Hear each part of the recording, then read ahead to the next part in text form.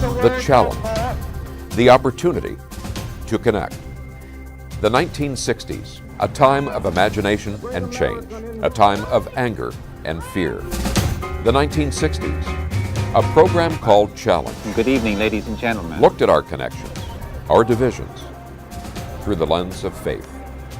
Nearly 60 years later, during these challenging times, we'll take a new look at our divisions, our connections, in a new program called Challenge 2.0. Last week, we explored the growing dissatisfaction with corporate misbehavior. Some within the faith community are increasingly recognizing what legal scholars have long pointed out, that the legal consequences for unethical and even criminal behavior by corporations and corporate leaders are typically far less certain or severe than for the same actions by people. What they are doing, what you can do, that's our challenge today, When Money Speaks with Faith, Part 2. Well, today to explore this fascinating and very important topic, we have three wonderful guests who have agreed to share their time today with us. We have Bruce Herbert, who is the Chief Executive of New Ground Social Investment, the founder and the investment advisor.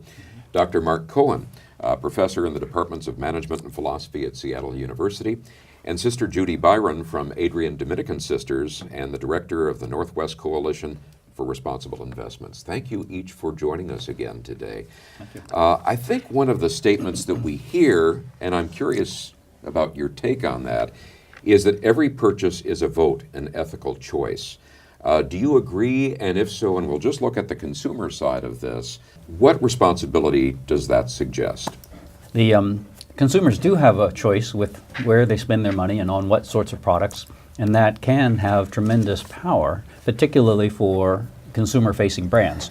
There are a number of companies that don't face consumers directly, so that's less of a leverage. But just one thing I might mention, there's an app now on your phone called Good Guide, and you can use your camera to scan the barcode, and then it will bring up a whole array of information about the environmental, social, and governance implications of the companies that are there. It's not perfect. It doesn't have every product in there, but it is really quite a good starting point. But but consumers being conscious, will push companies in the long run. Mark, what's your take on that? Because you're working with students and you're working with management on that. I agree completely. I think consumers are, in a sense, the biggest or the strongest force for changing organizations. The difficulty is that when we go to the market, we go to buy things, we're faced with a limited set of products. Mm-hmm. We don't. The choices are determined by what engineers at businesses, what marketers at those businesses, by what senior managers at those businesses think we want. So we don't necessarily have the full range of products that we want to choose from. And it makes it very difficult. I agree completely that the more informed we are, the better. But there's a tremendous lack of transparency. I have Good Guide, but I'm actually real skeptical about it. Like, here's an example, the kind of example that gets me wound up. Gap, the clothing brand, published or promoted a new set of processes and manufacturing practices that will save 10 billion liters of water. But between now and 2020 or 2025. And that's great, and it's connected to this whole set of practices that they're pushing into their suppliers. But the question we should ask is, wait, how much water do they use? and that information isn't available. So how are we supposed to decide? So I don't believe, or I don't trust any businesses when they promote positive practices if they're not being fundamentally transparent.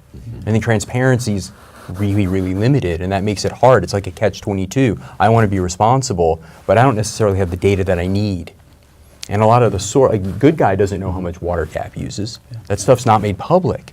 So I think what the real measure of whether or not a business is interested in these kinds of questions is the degree to which they're transparent about their social impacts, their environmental impacts, and their governance impacts. And there are some real surprises. Nike's incredibly transparent. It's sort of a model in that industry. A lot of other companies are not.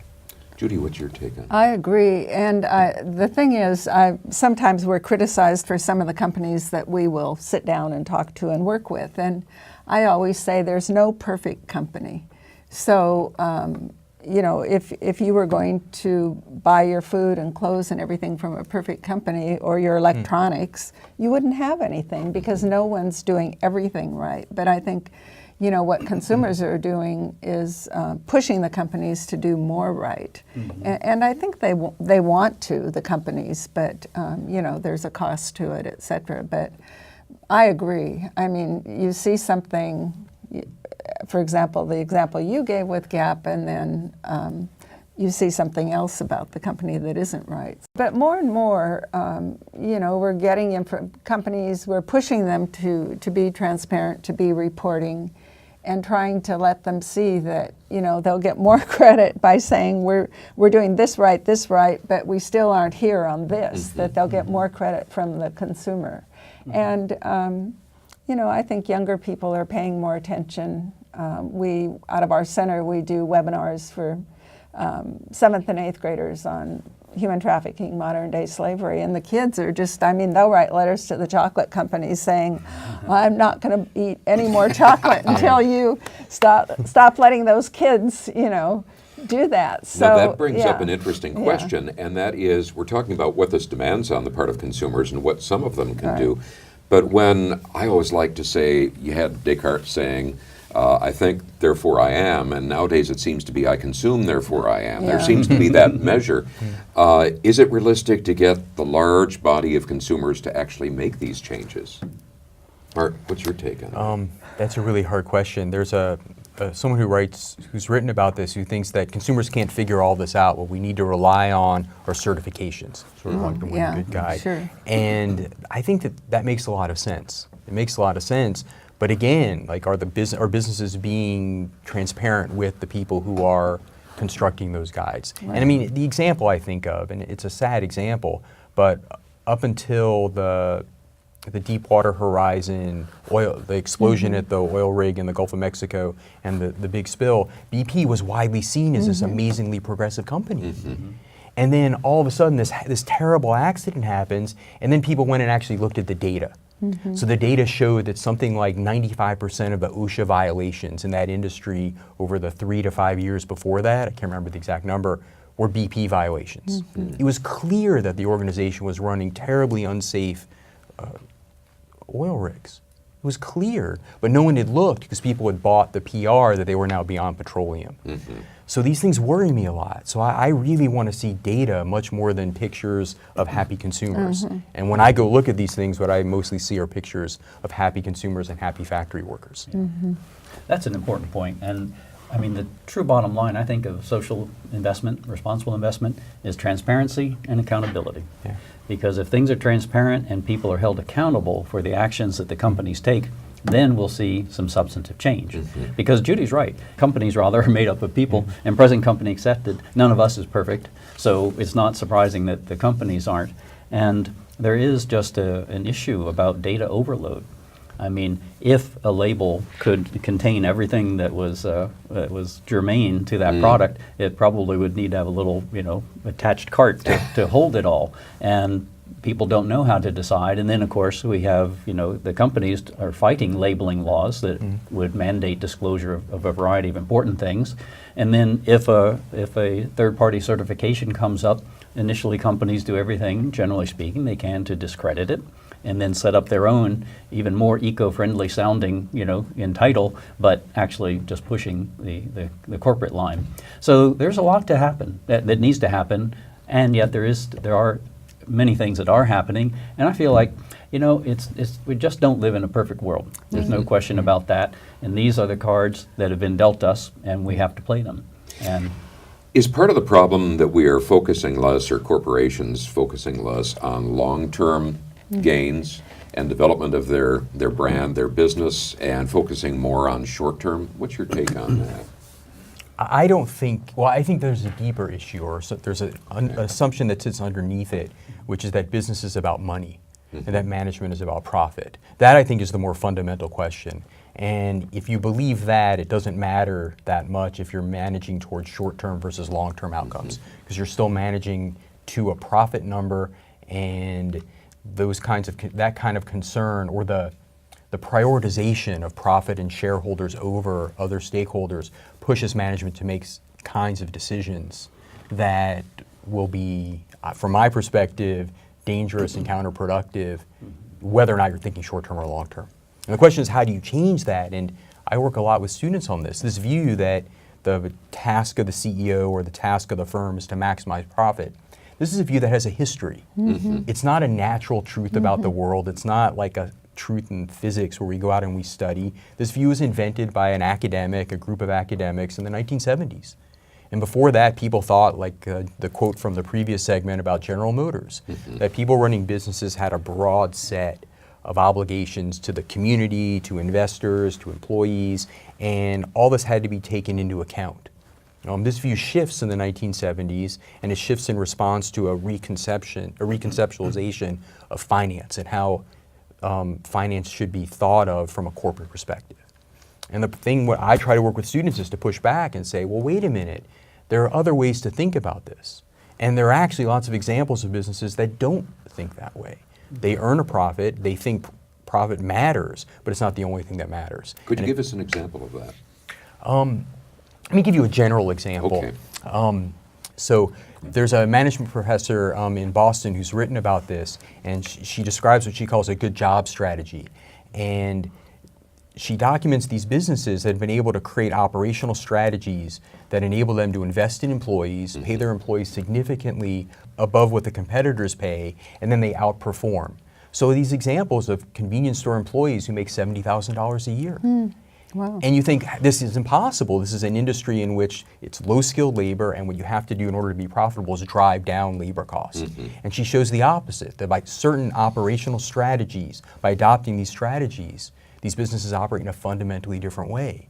And the question in my mind, or the question for me when I'm teaching and when I'm in the classroom, is to get students to see these sorts of things. That there's an instrumental benefit, there's a profit consideration, but there's a human consideration. Right. You're treating these people as people, you're investing in them, and as a result, they perform better. Now that brings up an interesting question for me, and I think we're talking about how they see themselves as part of the organization, the CEOs, whomever. And as I was doing some research before this, there's the issue of CEO pay. And according right. to Forbes magazine, at least the issue I saw, in the 50s, the average CEO made roughly 20 times as much as the average employee. And as of last year, in this article, they said the average CEO is making hundreds and in some cases thousands of times more Right. than the average employee. How does that speak to this overall issue? Well, executive pay is the one issue that shareholder advocates have had the least traction on. Now, that's not to say that that hasn't been tried. And I think in 1965 it was roughly 20 times. Today it's $271 for every dollar earned by rank and file. And that is so far out of line with the averages in Europe or in Asia as well. But it's hard to imagine what it might have been had shareholder advocates and others not been pushing on it. We might have actually helped to cap it to where it is now. And shareholders and others pushed for the mandated what's called the say-on-pay provision, which every year companies have to put their pay packages up for a vote of shareholders. And the problem, one of the serious problems, is the compensation committees on these boards. They usually have a clause about executive compensation that says something like, we want to pay in the top quartile of pay. So everybody looks at what's being paid this year, and then they all go and up whatever they did last year, what the top quartile is of the next year, and then it just ratchets up and up and up. But it's preposterous to present that one person, be he male or female, is thousands of times more productive than somebody on the rank and file. I think it's just the fact that the companies have gotten so large and the revenue streams are so enormous that skimming those millions or tens of millions off seems like nothing. But it is substantial. It is substantive, in particular in the sense of entitlement that I think it gives these companies, in the sense of disconnect that management often has from their workers, from their communities, and from the things that really matter. Do you see any examples of where that's shifting? Well, I don't see it shifting, but we've worked on drug pricing for about 25 years. ICCR members have, and we all know that drug prices are a problem. And the last couple of years, we've approached it with the pharmaceutical companies, looking at how revenue is tied to the executive compensation. So is your, executive comp, he or she, you have to make so much revenue, and so they really aren't producing new drugs, but they're just raising the prices on the ones that are. So we've been trying to see what kind of incentives executives have to raise prices because it's in their compensation agreement. But it's, last year about, I'd say a fourth or a fifth of the shareholders where we filed these resolutions with major pharmaceutical companies supported it. And we've been in several dialogues just in the last couple of weeks because they want to, move the issue along. But, and one thing I was thinking about when we were talking about these issues is good corporate governance. And another crisis we have in addition to guns is opioids. And just a year ago, shareholders formed a group called Investors of Opioid Accountability, and it was started by the Mercy Investments, which is the Sisters of Mercy, and the UAW Retiree Fund. Of course, they've got big medical expenses. Workers aren't as productive because of the opioids, and so that's what we've been working. I don't know if it's fair to say that the opioid crisis really was caused by the pharmaceutical industry, in promoting these drugs. And people do need drugs to control pain, et cetera. But, when 72,000 people are dying a year, And tens of thousands of prescriptions are written into small Right. towns in West Virginia. Right. That have Yes. a population So- of a few hundred. So you what know. we're working on, with the companies is things like the board. Is there a board risk committee? Is there a committee that looks at the risks to the company because of this?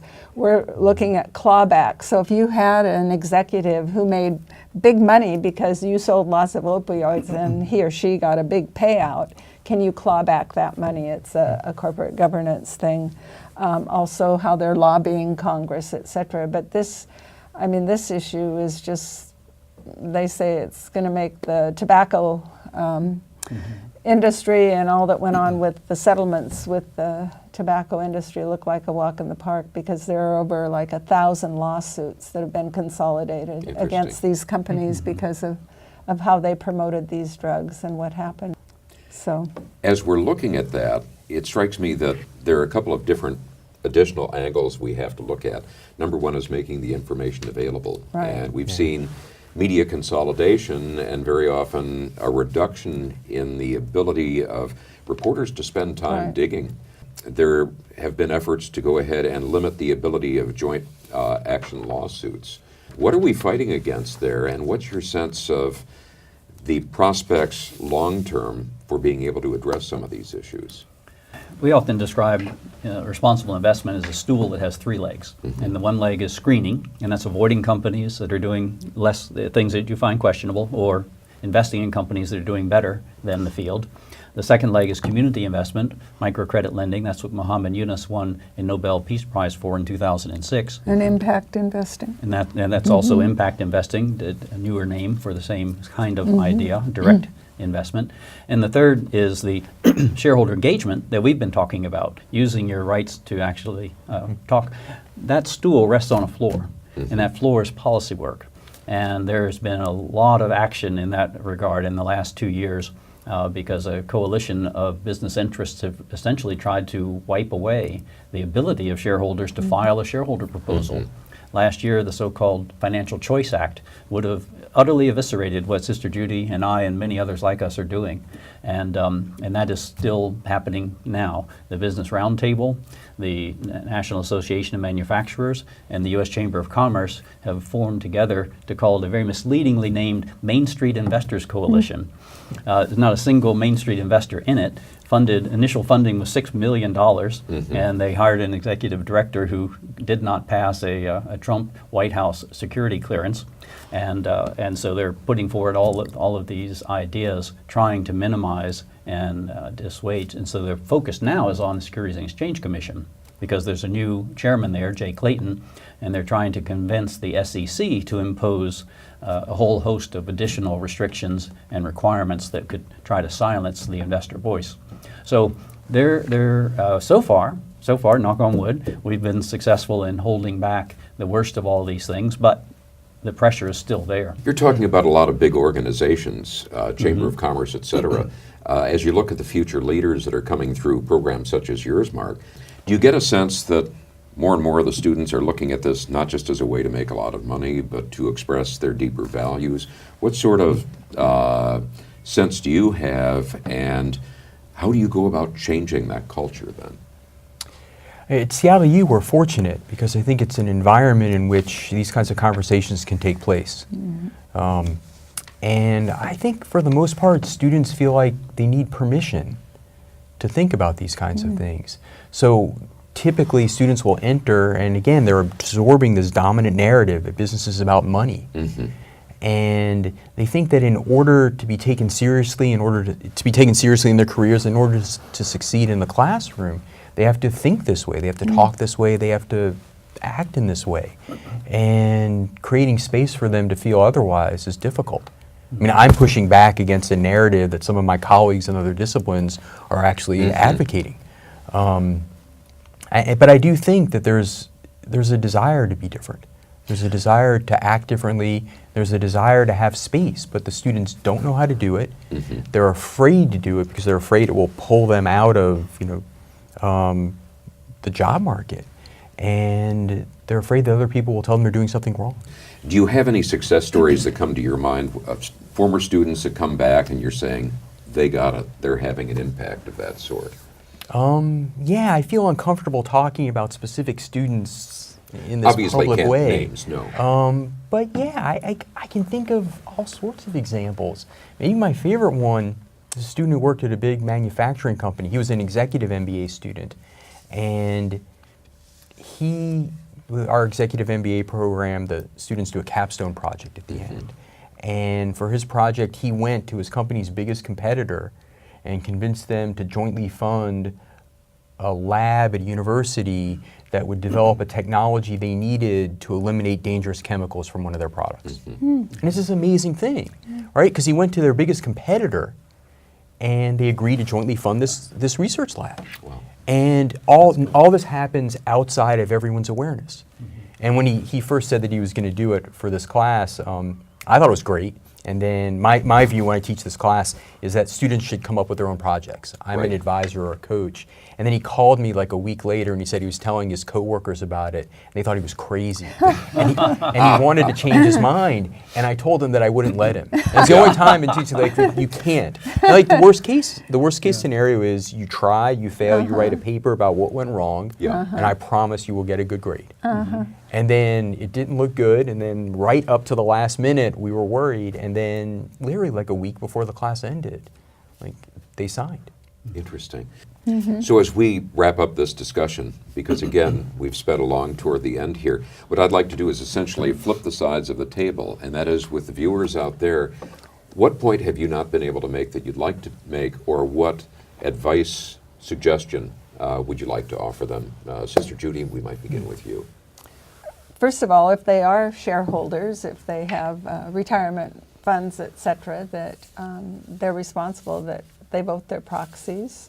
Because I have people who tell me they just put it in the recycle and it's a vote for management. So if you're going to have investments, be responsible about it, get involved in it. And then also to the consumers, really to realize your power and really to use it. Thank you. Mark? I would echo the point about consumers, but I think I would also want to press people to think about the positive possibilities that are there in business practice.